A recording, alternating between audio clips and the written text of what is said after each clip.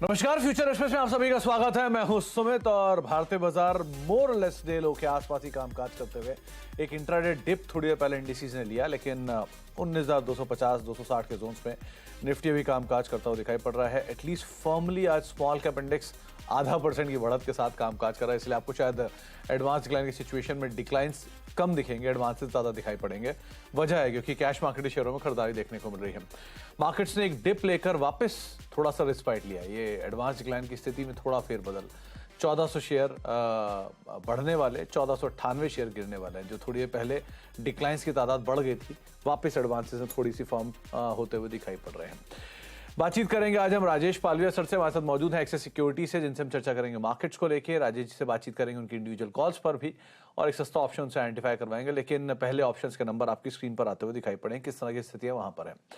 क्योंकि एकाएक बिकवाली इंडिसेस में देखने को मिली थी फ्राइडे को और 19,200 के इर्द गिर्द इंडिसेस कामकाज कर रहा है, तो 19,300 मेजर कॉल राइटिंग जोन, 19,200 पे सबसे ज्यादा पुट राइटर्स आपको दिखाई पड़ेंगे। 19,300, 19,400, 19,500 पे कॉल राइटिंग है और 19,200, 19,100, 19,000 के आसपास आपको पुट राइटिंग दिखाई पड़ेगी। सो फार 19,200, 19,250 के आसपास इंडिसेस एटलीस्ट अपने आप को प्रोटेक्ट करने की कोशिश कर रहा है। बैंक निफ्टी यहाँ वीकनेस थोड़ी ज्यादा आपको दिखाई पड़ेगी कंपेरेटिवली इंडिसेस के। तो बैंक निफ्टी के इसमें 43,300, 43,400, 43,500 इन जोन्स में आपको कॉल राइटिंग दिखाई पड़ेगी। 43,200, 43,100 और 43,000 के जोन्स में आपको पुट राइटिंग सबसे ज्यादा होते हुए दिखाई पड़ेगी। तो मेजरली मार्केट्स में एक सेल ऑफ था, तो इसका एक इम्पैक्ट है। ब्रॉडर मार्केट्स में आधे घंटे के अंदर फेरबदल ज्यादा हुआ है, लेकिन बियरिश साइड पे ही नंबर्स को आप एक्सपेक्ट करके चल सकते हो, या फिर आप ये मान लो कि चलो 60-40 का रेशियो शायद यहाँ पे आता हुआ दिखाई पड़े। इनफैक्ट बुलिश साइड पर है आंकड़ा, क्योंकि ब्रॉडर मार्केट्स में उम्मीद थी कि बिकवाली तो उसका इम्पैक्ट शायद रहे, लेकिन बुलिश है नंबर। और 30 और 80 110 फ्यूचर्स लॉन्ग साइड पर हैं और करीब करीब आप मान लीजिए कि 87 या 67 फ्यूचर ऐसे, 67 से 70 फ्यूचर ऐसे हैं जो कि बिकवाली के साथ कामकाज करते हुए दिखाई पड़ेंगे। कहाँ पर लॉन्ग, कहाँ पर शॉर्ट कवरिंग है। मेजरली अर्निंग्स का इम्पैक्ट टोरेंट फार्मा से स्टॉक्स में है, तो वहाँ पर एक रिएक्शन आपको दिखाई पड़ेगा। इंडेक्स से टॉप गेनर्स में शुमार है। लॉन्ग बिल्डअप है। जीएसपीएल और मेटल न्यूज फ्लोज के बीच में लॉन्ग, जुबिलेंट फूड नंबर से पहले चला हुआ 2.5% ऊपर। पिरामल एंटरप्राइजेज, एनएमडीसी, यहाँ पर खरीदारी है। एलएनटी फाइनेंस होल्डिंग, बीते सत्र के बिकवाली और आज पुल बैक, शॉर्ट कवरिंग का trade. Delta Corp news flows के बीच में, मेटल से नाल्को, बलरामपुर चीनी से और इंडिगो करीब 2.5% तेजी यहाँ पर देखने को मिल रही है। नए शॉर्ट्स कहाँ पे बनते हुए दिखाई पड़ रहे हैं। आईटी में थोड़ा बहुत प्रेशर है और फार्मा में से सिप्ला 1.5% नीचे, जी एंटरटेनमेंट करीब 1.5% नीचे, Godrej Properties, Laurus Lab, PFC यहाँ पर बिकवाली है। Bharat Forge, Shriram Finance, Canfin Home, NTPC और चोलामंडलम इन्वेस्ट यहाँ पर नए शॉर्ट्स बिल्डअप होते हुए दिखाई पड़ रहे हैं। करीब 1.5 से लेके 2.5% के आसपास की बिकवाली आज के सत्र में आते हुए दिखाई पड़ रही है। अब बातचीत कर लेते हैं राजेश सर से, हमारे साथ मौजूद हैं बातचीत करने के लिए। राजेश सर नमस्कार, स्वागत है कार्यक्रम में। ये ग्रीन जैकेट क्या टोटके के लिए आपने आज पहना है कि थोड़ा पुल बैक है, मार्केट को सपोर्ट मिले, ऐसा कुछ लग रहा है क्या? Good afternoon Sumit ji. अगर ये टोटका चल जाए तो अच्छा है, सभी के लिए अच्छा होगा, क्योंकि मार्केट में कंटिन्यूस एक सप्लाई प्रेशर बनते हुए दिखा है। हालांकि ये इट्स अ कोइंसिडेंस, कोई टोटके के लिए नहीं पहना है ये। लेकिन देखिए मार्केट का जो सेंटिमेंट है और मार्केट में जिस तरीके से सप्लाई प्रेशर बना हुआ है निफ्टी में, ये काफी चिंता का विषय है अभी, क्योंकि हम देखें यहाँ पे जो एक पुट बेस्ड कॉन्सेंट्रेशन था उसके नीचे ही हम सस्टेन कर रहे हैं। 19,500 हमने पिछले वीक ही तोड़ा और उसके बाद 19,300 जो कि एक इम्पोर्टेंट लेवल था वो भी तोड़ के हम उसके नीचे ही सस्टेन करते हुए दिख रहे हैं। निफ्टी और बैंक निफ्टी दोनों ही अब 100 डे मूविंग एवरेज के नीचे भी फिसल चुकी है। तो ये कहीं ना कहीं ये साइन दे रहा है कि मार्केट में अगर कोई पुल बैक भी आना है तो उसके लिए जब तक कोई बड़ा न्यूज फ्लो नहीं होगा या बड़ा बाइंग इंटेंसिटी नहीं होगी, जब तक वो जो भी पुल बैक आना भी है वो सस्टेन नहीं होगा। मेजर लेवल हायर साइड पे 19,450, जब तक अब ये लेवल क्रॉस नहीं होते, इसके ऊपर सस्टेन नहीं होता मार्केट, हमें नहीं लगता कि शॉर्ट्स अपनी पोजीशन अनवाइंड करेंगे। शॉर्ट पोजीशन इंटेक्ट रहेगी मार्केट में। और on the down side almost हम 19,200 के पास चल रहे हैं। अगर ये टूट जाता है फर्दर तो जो नए लेवल खुलते हैं डाउन साइड के वो होंगे करीब 19,100 से 19,000 की तरफ भी डाउन साइड के लेवल खुलते हुए दिखेंगे। तो मोटा मोटा हमें लगता है कि अभी सेल ऑन राइज की ही रणनीति रखेंगे मार्केट में। थोड़ा बहुत पुल बैक मिलता है, अगर 19,300 की तरफ जितना नजदीक पहुंचता है वहां शॉर्ट करेंगे। 19,370 का स्टॉप लॉस हमें लगता है यहाँ पे रखा जा सकता है। तो सेल ऑन राइज की रणनीति रहेगी। अभी करंट लेवल पे तो नहीं करेंगे शॉर्ट, क्योंकि अगर हम देखें तो मार्केट ऑलरेडी ओवरसोल्ड है, एक्सपायरी की तरफ बढ़ रहे हैं, तो हमें लगता है एक पुल बैक मिले वहां पे शॉर्ट करें। 19,380 स्टॉप लॉस, डाउन साइड के टारगेट 19,200 और 19,150 की तरफ आते हुए दिख सकते हैं। राजेश सर, कहां पर आप कंफर्ट रहोगे लॉन्ग साइड पे जाने के लिए? 19,370 तक तो चलिए मान लिया मैंने शॉर्ट लेके चल रहा हूँ, 19,300 का लेवल पे 19,370 का एक स्टॉप लेके, लेकिन तो कहीं सुमित, किसी फाइन डे गैप अप हो जाता है, तो कहां आप कंफर्टेबल हो कि यहां से मैं लॉन्ग जाऊंगा? तो देखिए 19,400 450 जो कि हमने डिस्कस किया, तो एक बार हम जरूर 19,400 पे एक बार रिव्यू जरूर करेंगे मार्केट में किस तरीके से पोजीशंस वहां पे चेंज हो रही। 19,400 जरूर अगर क्रॉस करती है निफ्टी, तो वहां पे जरूर एक बार सोचेंगे कि यहाँ पे शॉर्ट साइड के ट्रेड अनवाइंड करके लॉन्ग साइड में जाना चाहिए या नहीं चाहिए। 19,400 थ्रेशोल्ड पॉइंट है, वो क्रॉस होना जरूरी है। 19,400 इज थ्रेशोल्ड। और इस बार निफ्टी बैंक कैसा देख रहे हो आप? क्योंकि सिचुएशन वाइज वो ज्यादा वीक दिखाई पड़ रहा है, स्पेशली जो बैंक्स हरियाणा में भी हैं वो भी बहुत ज्यादा सपोर्ट नहीं प्रोवाइड करा रहे, वहां पर भी सेल ऑफ आ रहा है। सो निफ्टी बैंक कैसे देख रहे हो आप? देखिए निफ्टी बैंक का स्ट्रक्चर भी वीक हो चला है, 43,500 के नीचे हम सस्टेन हो चुके हैं, और वहां पे देखें तो जो भी आज छोटा मोटा अटेम्प्ट लिया था मार्केट ने वापस से वहां पे सप्लाई प्रेशर ही है। तो बैंक निफ्टी में हमें लगता है 43,500 का लेवल जब तक क्रॉस नहीं होगा, यहाँ पे भी शॉर्ट कवरिंग नहीं प्ले आउट होगी, और छोटे मोटे उछाल में यहाँ पे सप्लाई रहेगा, तो सेल ऑन राइज ही रखेंगे यहाँ पे भी। हमें यहाँ पे शॉर्ट करने में कंफर्ट है 43,000 और 300 350 के जोन में। अगर वहां लेवल मिलते हैं हमें, तो हम वहां पे जरूर शॉर्ट करने के लिए एक बार ट्रेड इनिशिएट करेंगे। स्टॉप लॉस रखेंगे हम 43,500 के आसपास, और डाउन साइड में हमें लग रहा है 43,000, और अगर वो भी निकल जाएगा तो इसके नेक्स्ट टारगेट जो बनेंगे 42,800 तक भी फिसलते हुए दिख सकता है। तो स्ट्रक्चर तो बैंक निफ्टी का भी वीक है, और सारे इंपॉर्टेंट मूविंग एवरेजेस ऑलरेडी तोड़ चुका है बैंक निफ्टी भी। शॉर्ट बिल्टअप ऑलरेडी यहाँ पे दिख रहा है। तो हमें लगता है कि यहाँ पे भी सेल ऑन राइज की रणनीति रखे जब तक कि 43,500 के लेवल को बैंक निफ्टी क्रॉस ना करे। 43,500 जब तक बैंक निफ्टी पार नहीं होता और 19,400 450 निफ्टी जब तक पार नहीं होता, तब तक आपके लिए सिर्फ सेल ऑन राइज, ये एक रणनीति रहेगी राजेश सर की तरफ से।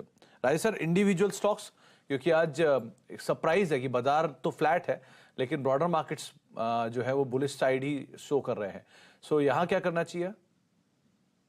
देखिए वीकनेस में जो स्टॉक लग रहे हैं, हम शॉर्ट के भी ट्रेड है लॉन्ग के भी ट्रेड है। तो पहला जो शॉर्ट का ट्रेड है वो कैनफिन होम है। स्टॉक में एक मल्टीपल सपोर्ट जोन एरिया को ब्रेक डाउन ऑलरेडी किया है। यहाँ पे थर्ड कंजिक्यूटिव डे है जहाँ पे लोअर हाई लो फॉर्मेशन बने, शॉर्ट बिल्टअप के यहाँ पे सेटअप है। तो कैनफिन होम पे शॉर्ट करने की सलाह है। हमें लगता है डाउन साइड में इसका जो टारगेट बन सकता है वो 700 रुपए से 690 रुपए की तरफ ये फिसलते हुए दिख सकता है। स्टॉप लॉस रखना है शॉर्ट करने का यहाँ पे करीब 638 के 738 के आसपास। जो दूसरा स्टॉक हमें वीक लग रहा है वो है दीपक नाइट्राइट का। ये स्टॉक में भी देखे तो एक सस्टेन सेलिंग प्रेशर है। स्टॉक में जिस तरीके से यहाँ पे स्ट्रक्चर बने हुए, हमें लगता है दीपक नाइट्राइट भी यहाँ पे फर्दर डाउन मूव एक्सटेंड करते हुए दिख सकता है टूवर्ड्स 1940 1930 की तरफ। तो दीपक नाइट्राइट फ्यूचर को यहाँ पे शॉर्ट किया जा सकता है। अपसाइड में यहाँ पे स्टॉप लॉस जो लगाना होगा वो होगा करीब 2030 के आसपास के स्टॉप लॉस रख के शॉर्ट किया जा सकता है 1950 1940 के टारगेट के लिए। और जो तीसरा स्टॉक है वो बाय साइड का है। हमें लगता है यहाँ पे बजाज ऑटो पे फोकस रखना चाहिए। हालांकि स्टॉक अभी म्यूटेड है, एक साइडवेज ही बिहेवियर है आज के सेशन में, लेकिन जिस तरीके के इसके ओवरऑल स्ट्रक्चर है और अब हम सीरीज के आखिरी पड़ाव पे हैं, एक्सपायरी वीक है, यहाँ पे हमें लगता है कि अगर थोड़ा बहुत भी मार्केट में एक पुल बैक भी बनता है, छोटा मोटा एक उछाल भी आता है, तो बजाज ऑटो एक अच्छा मोमेंटम बाइंग साइड का दिखा सकता है। यहाँ पे मोमेंटम हमें लग रहा है अपसाइड का बनते हुए दिख सकता है। अपसाइड के टारगेट हम प्रोजेक्ट कर रहे हैं इस पे 5460 5480 की तरफ। स्टॉप लॉस जो रखना है वो करीब 5350 की तरफ। तो 5350 का एक स्टॉप लेके आप लॉन्ग साइड पे जाएंगे बजाज ऑटो के अंदर, करीब 19-20 रुपए नीचे ये काम काज करा। लेकिन हाँ, शॉर्ट साइड पे आप कैनफिन होम जैसे स्टॉक्स को आइडेंटिफाई कर सकते हैं जहां पर थोड़ा बहुत एक प्रेशर दीपक नाइट्राइट और कैनफिन होम के अंदर आता हुआ दिखाई पड़ेगा। कैनफिन होम 700 के टारगेट्स के लिए 738 से स्टॉप लॉस मेंटेन करें, और दीपक नाइट्राइट के केस में भी 1950 1940 के टारगेट्स के लिए शॉर्ट साइड पे यहाँ पे जा सकते हैं।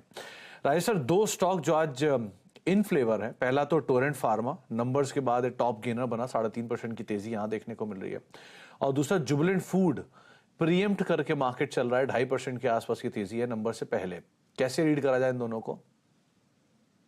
तो देखिए, टोरेंट फार्मा ने जरूर एक पुल बैक दिया है, और जिस तरीके से स्टॉक आज पॉजिटिव टेरिटरी में ट्रेड कर रहा है, बट ये अपने ऑलमोस्ट क्रिटिकल सप्लाई जोन के आसपास ही ट्रेड कर रहा है, जो कि अभी भी हम देखें फॉलोअप बाइंग में वो क्रॉस नहीं हो पा रहा है, जो कि करीब 1945 1955 की जोन, ये जब तक नहीं निकलेगा यहाँ पे फ्रेश फॉलोअप बाइंग एक्शन नहीं बनेगी। 1955 अगर ये निकाल पाता है तो इसमें नेक्स्ट टारगेट 2000 की तरफ भी आते हुए दिखेगा। तो अभी जिनके पास ऑलरेडी लॉन्ग साइड का ट्रेड है उनके लिए सलाह रहेगी कि अब स्टॉप लॉस को जरूर ट्रेल कर लें, क्योंकि ओवरऑल मार्केट में एक वीकनेस बनी हुई है। तो हमें लगता है अगर मार्केट का वीकनेस एक्सटेंड होगा तो यहाँ पे भी सप्लाई आते हुए दिखेगा। 1906 का स्टॉप लॉस रहेगा जिनके पास भी लॉन्ग साइड की पोजीशन अभी ओपन है। जुबिलियंट फूड जरूर इन एक्सपेक्टेशन की नंबर अच्छे होंगे। वर्ल्ड कप सीजन है, काफी कुछ डिमांड या इनके ऑर्डर फ्लोज बड़े होंगे, जिसके चलते प्रॉफिटेबिलिटी का एक अंदाजा जरूर लग रहा होगा। तो हमें लगता है जुबिलियंट फूड में जिस तरीके की मोमेंटम बने हुए हैं यहाँ पे, स्टॉप लॉस जो सजेस्ट करेंगे वो होगा करीब 520 के आसपास। अगर ये 520 के लेवल को होल्ड आउट करता है तो हमें लगता है कि यहाँ पे एक ब्रेकआउट बनते हुए दिख सकता है, जो कि स्टॉक को 555 560 की तरफ लेके जा सकता है। लेकिन 520 का स्टॉप लॉस जरूर फॉलो करें, क्योंकि नंबर है, वॉलेटिलिटी जरूर देखने को मिल सकती है स्टॉक में। 520 का स्टॉप लॉस यहाँ फॉलो करेंगे। और टोरेंट के केस में 1950 को आप जरूर ध्यान रखिएगा, जब तक वो ब्रीच नहीं होता उसके अकॉर्डिंग ही यहाँ पे काम कर रहेगा। 555 560, लेकिन जुबिलेंट फूड के नंबर्स हैं तो थोड़ा वोलेटाइल जरूर रहता है आमतौर पर स्टॉक्स। एक ब्रेक का वक्त हो गया, ब्रेक के बाद लौटते हैं और बातचीत करेंगे क्रूड को लेकर भी, क्रूड रिलेटेड कुछ स्टॉक्स के ऊपर भी, और एक सस्ता ऑप्शन आइडेंटिफाई करवाते हैं राजेश सर से छोटे से ब्रेक के उस पार।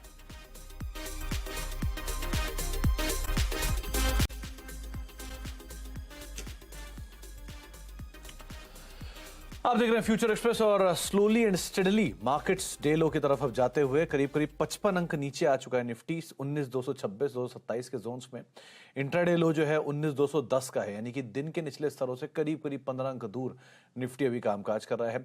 मिड कैप इंडेक्स जो थोड़ी देर पहले लाल निशान में आया था वो अब डीप रेड की तरफ जा रहा है। 125 अंकों की गिरावट वहां पर है, 1/4% के आसपास का फॉल डे लो पर मिड कैप इंडेक्स कामकाज करते हुए। स्मॉल कैप इंडेक्स जो कि हरे निशान में था 1% की बढ़त के साथ, वो अब महज 1/4% की बढ़त के साथ कामकाज कर रहा है, और डे हाई से ये भी काफी हद तक बिकवाली के बाद अब फ्लैट टू पॉजिटिव टोन के साथ कामकाज कर रहा है। निफ्टी बैंक ऑलरेडी मार्केट्स में प्रेशर क्रिएट कर रहा है, और निफ्टी बैंक की तरफ से ही बाजार में फिर से प्रेशर और एक्सटेंड होता हुआ दिखाई पड़ रहा है, और वो भी डे लो के आसपास पहुंच चुका है।